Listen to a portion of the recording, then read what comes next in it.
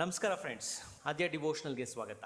ನಾವು ಪ್ರತಿ ವರ್ಷ ಜನವರಿ 1ಕ್ಕೆ ಹೊಸ ವರ್ಷ ಅಂತ ಕೇಕ್ ಕಟ್ ಮಾಡ್ತೀವಿ, ಪಾರ್ಟಿ ಮಾಡ್ತೀವಿ. ಆದರೆ ಒಬ್ಬ ಹಿಂದೂವಾಗಿ ನಮಗೆ ನಿಜವಾದ ಹೊಸ ವರ್ಷ ಯಾವುದು? ಆ ದಿನ ಚಂದ್ರನನ್ನು ನೋಡೋದಕ್ಕೂ ಶ್ರೀಕೃಷ್ಣನಿಗಾದ ಅವಮಾನಕ್ಕೂ ಏನು ಸಂಬಂಧ? ಗಣೇಶ ಕೊಟ್ಟ ಶಾಪ ವಿಮೋಚನೆ ಆಗೋದು ಹೇಗೆ? ಇವತ್ತಿನ ಈ ವಿಶೇಷ ವಿಡಿಯೋದಲ್ಲಿ ನಾವು ಯುಗಾದಿಯ ಹಿಂದಿರೋ ಅಸಲಿ ರಹಸ್ಯವನ್ನು ತಿಳಿಯೋಣ. ಕತೆ ಶುರುವಾಗೋದೇ ಗಣೇಶ ಚತುರ್ಥಿಯ ದಿನ.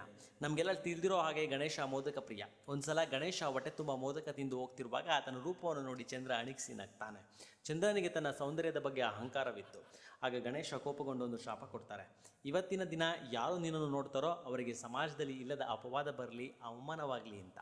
ಇದೇ ಕಾರಣಕ್ಕೆ ನಾವು ಗಣೇಶ ಚತುರ್ಥಿ ದಿನ ಚಂದ್ರನ ನೋಡಬಾರ್ದು ಅಂತೀವಿ. ಆದರೆ ಆ ಶಾಪದ ಪ್ರಭಾವ ಎಷ್ಟಿತ್ತಂದರೆ ಸಾಕ್ಷಾತ್ ಪರಮಾತ್ಮ ಶ್ರೀ ಕೃಷ್ಣನೇ ಇದರಿಂದ ತಪ್ಪಿಸ್ಕೊಳ್ಳೋಕ್ಕೆ ಆಗಲಿಲ್ಲ.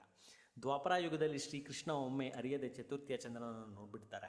ಅದರ ಫಲವಾಗಿ ಸತ್ರಾಜಿತನ ಬಳಿ ಇದ್ದ ಶಮಂತಕ ಮಣಿಯನ್ನು ಕೃಷ್ಣನೇ ಕದ್ದಿದ್ದಾನೆ ಅನ್ನುವ ಸುಳ್ಳು ಸುದ್ದಿ ದ್ವಾರಕೆಯಲ್ಲೆಲ್ಲ ಹಬ್ಬುತ್ತೆ. ಒಬ್ಬ ರಾಜನಾಗಿ, ಒಬ್ಬ ದೈವ ಪುರುಷನಾಗಿ ಕೃಷ್ಣನಿಗೆ ಇದು ದೊಡ್ಡ ಅವಮಾನ. ಕೃಷ್ಣ ಈ ದೋಷದಿಂದ ಮುಕ್ತಿ ಪಡೆಯೋಕೆ ಏನು ಮಾಡ್ತಾರೆ ಗೊತ್ತಾ? ಹಿರಿಯರ ಮತ್ತು ಋಷಿಮುನಿಗಳ ಸಲಹೆಯಂತೆ ಅವರು ಯುಗಾದಿಯ ದಿನದಂದು ಮೂಡಿ ಬರೋ ಹೊಸ ಚಂದ್ರನ ದರ್ಶನ ಮಾಡ್ತಾರೆ. ಯುಗಾದಿ ಅಂದರೆ ಹೊಸ ಆರಂಭ. ಗಣೇಶ ಚತುರ್ಥಿಯ ದಿನ ಬಂದ ಶಾಪ ಅಥವಾ ದೋಷವನ್ನು ಕಳೆದುಕೊಳ್ಳೋಕೆ ಯುಗಾದಿ ಹಬ್ಬದ ಶುಕ್ಲ ಪಕ್ಷದ ಪ್ರತಿಪಾದ ಚಂದ್ರನ ದರ್ಶನ ಅತ್ಯಂತ ಶುಭ ಅಂತ ಶಾಸ್ತ್ರಗಳು ಹೇಳ್ತವೆ.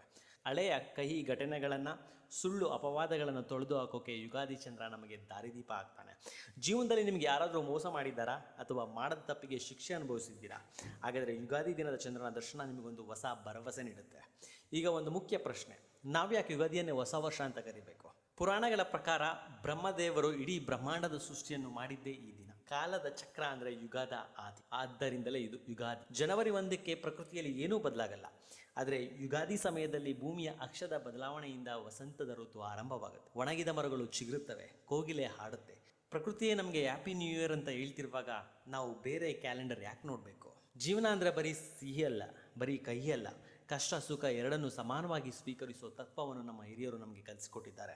ವೀಕ್ಷಕರೇ, ಈ ಯುಗಾದಿ ನಿಮ್ಮ ಬದುಕಿನ ಎಲ್ಲ ಕತ್ತಲನ್ನು ದೂರ ಮಾಡಲಿ. ಗಣೇಶನ ಶಾಪದಂತಹ ಕಷ್ಟಗಳಿದ್ದರೂ ಕೃಷ್ಣನ ಆದಿಯಂತೆ ಯುಗಾದಿಯ ಹೊಸ ಬೆಳಕು ನಿಮ್ಮನ್ನು ಕಾಪಾಡಲಿ. ಇಂಗ್ಲಿಷ್ ವರ್ಷಕ್ಕೆ ಬಣ್ಣ ಜಾಸ್ತಿ ಇರ್ಬೋದು, ಆದರೆ ನಮ್ಮ ಸಂಸ್ಕೃತಿಯ ಯುಗಾದಿಗೆ ಅರ್ಥ ಜಾಸ್ತಿ ಇದೆ. ಆದ್ಯ ಡಿವೋಷನಲ್ ಪರವಾಗಿ ನಿಮ್ಮೆಲ್ಲರಿಗೂ ಕ್ರೋಧಿನಾಮ ಸಂವತ್ಸರ ಹಾಗೂ ನಮ್ಮ ಹೆಮ್ಮೆಯ ಹಿಂದೂ ಹೊಸ ವರ್ಷದ ಹಾರ್ದಿಕ ಶುಭಾಶಯಗಳು. ಈ ವಿಡಿಯೋ ಇಷ್ಟ ಆದಲ್ಲಿ ಶೇರ್ ಮಾಡಿ, ನಮ್ಮ ಸಂಸ್ಕೃತಿಯನ್ನು ಎಲ್ಲರಿಗೂ ತಿಳಿಸೋಣ. ಧನ್ಯವಾದಗಳು. ಮುಂದಿನ ವಿಡಿಯೋದಲ್ಲಿ ಸಿಗೋಣ.